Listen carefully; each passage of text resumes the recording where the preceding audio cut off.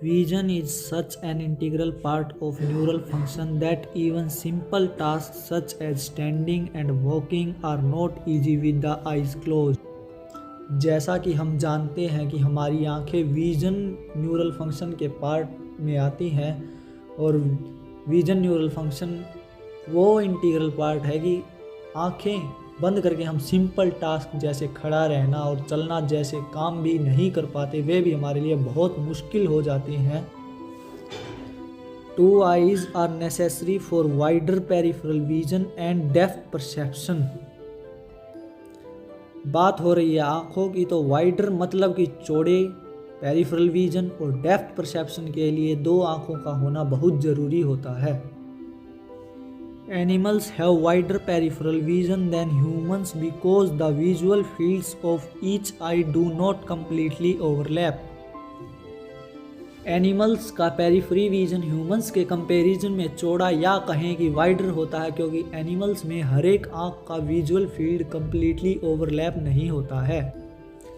In dog there is about 50% overlap of the visual fields so that both eyes perceive the middle half of the field of vision।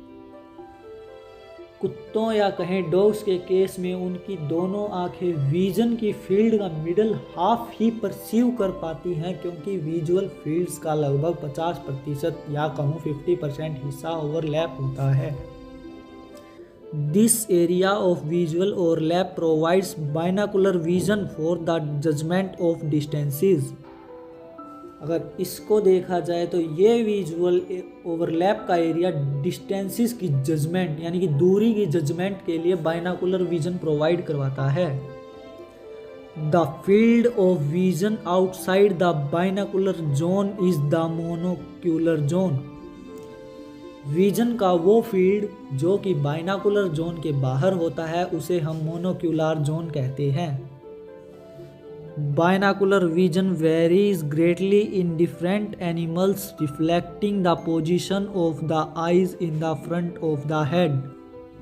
Binocular vision अलग अलग animals में अलग अलग होता है। Binocular vision head के front में eyes की पोजीशन को रिफ्लेक्ट करता है। To maintain clear binocular vision, both eyes move as a unit। Clear binocular vision को मेंटेन रखने के लिए दोनों आँखों को एक साथ एक ही आँख की तरह मूव होना पड़ेगा, जैसे कि ये एक ही हिस्सा है न कि अलग अलग।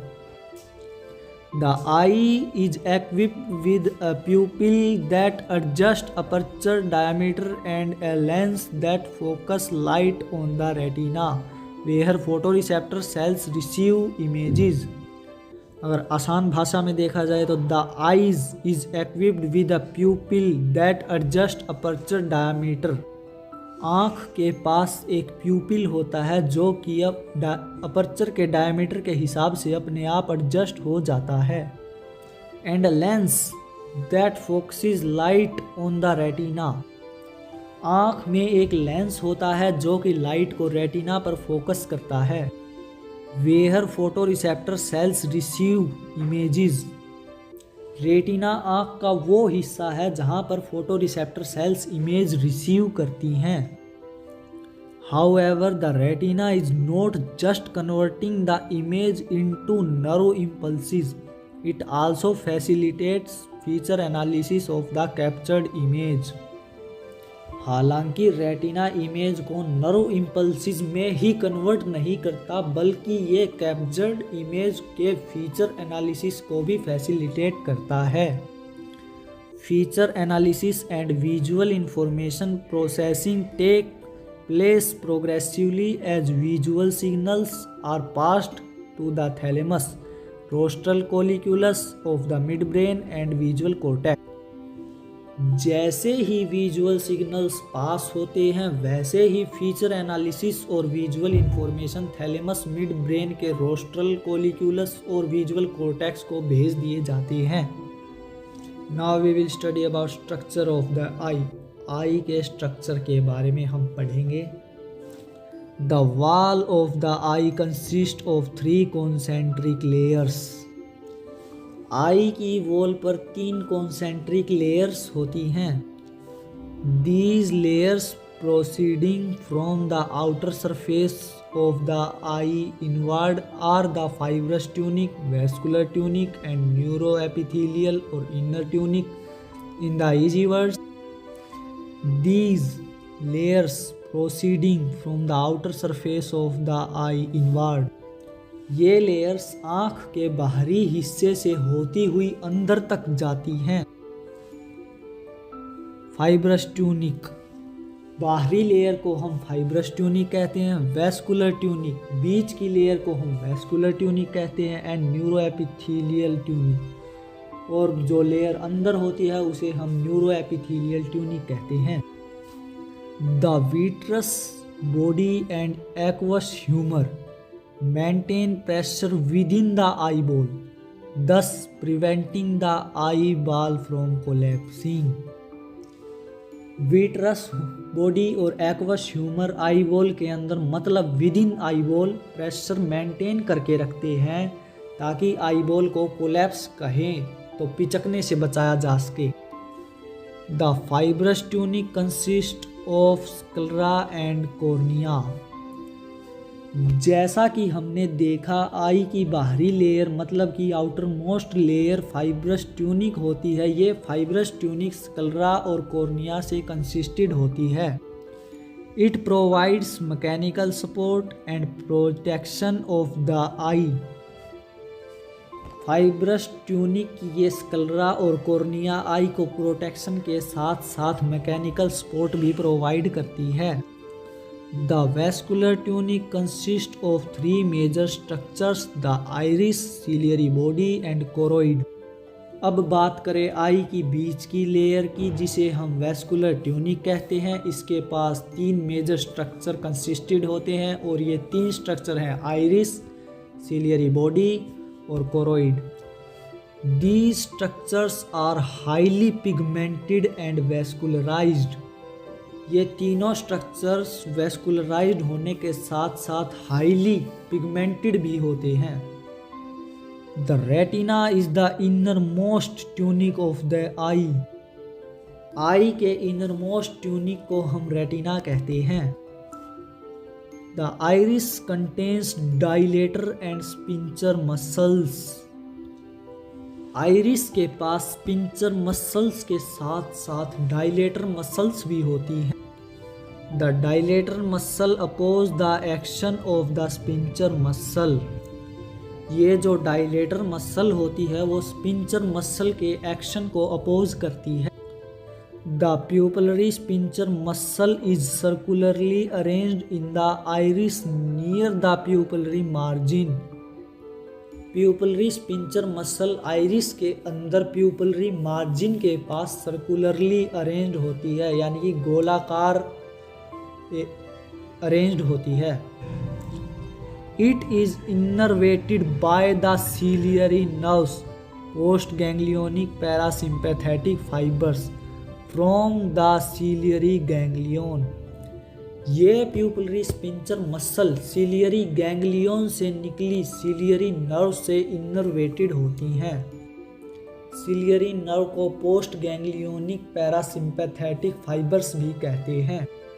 Contraction of the sphincter muscle results in a decrease in pupillary size, miosis. जब इन स्पिंचर मसल्स में कॉन्ट्रैक्शन होता है तो प्यूपिल का साइज घट जाता है।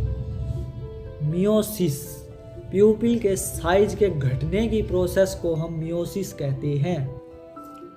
The pupillary dilator muscle is part of the pigmented anterior epithelial sales of the iris.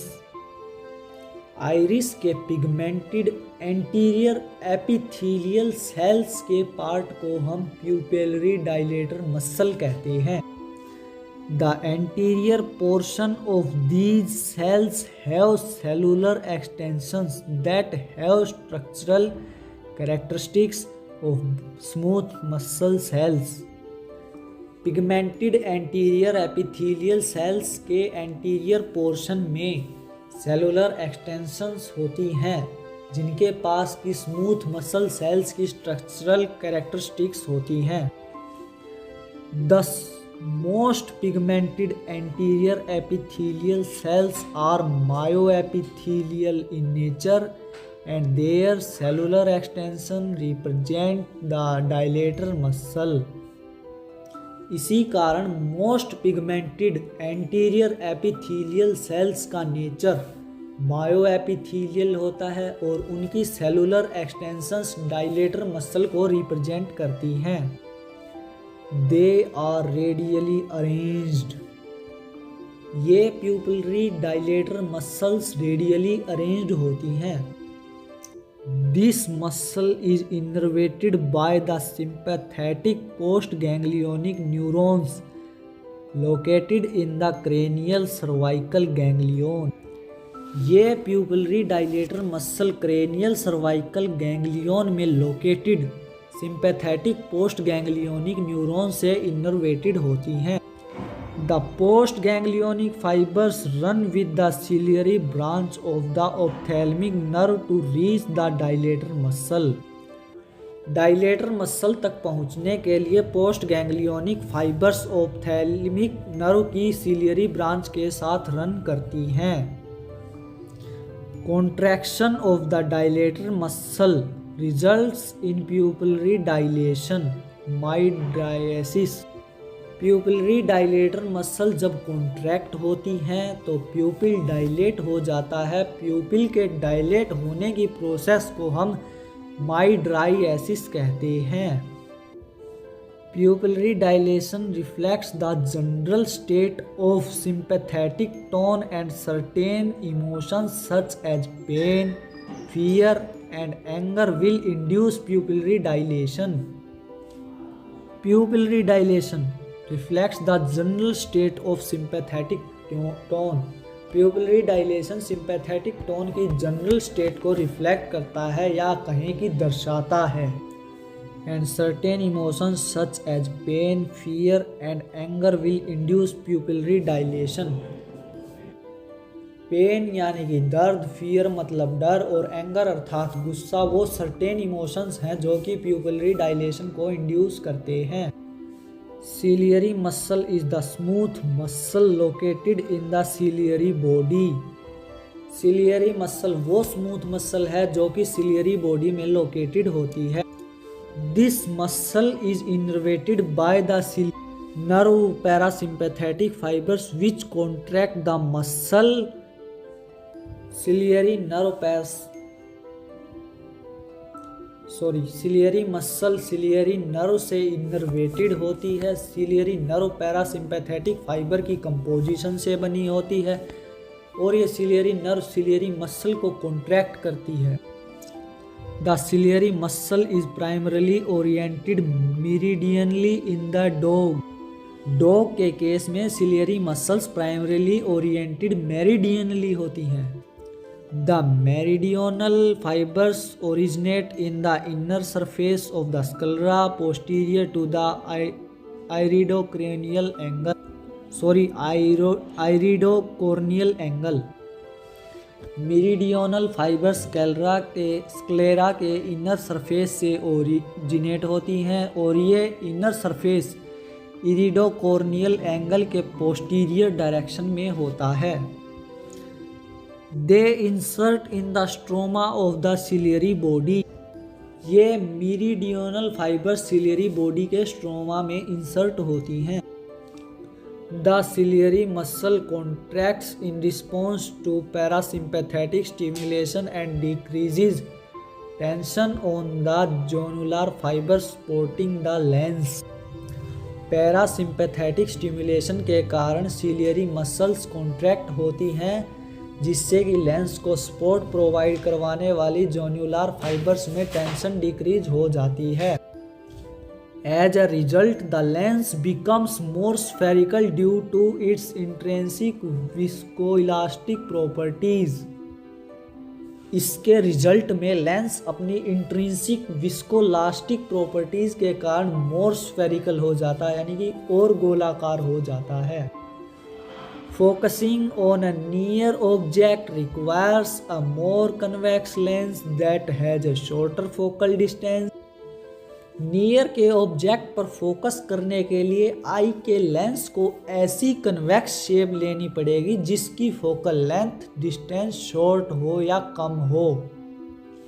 Consequently, when the gaze is directed at a near object, the ciliary muscle contracts, decreasing the distance between the edges of the ciliary body and relaxing the zonular fibers supporting the lens.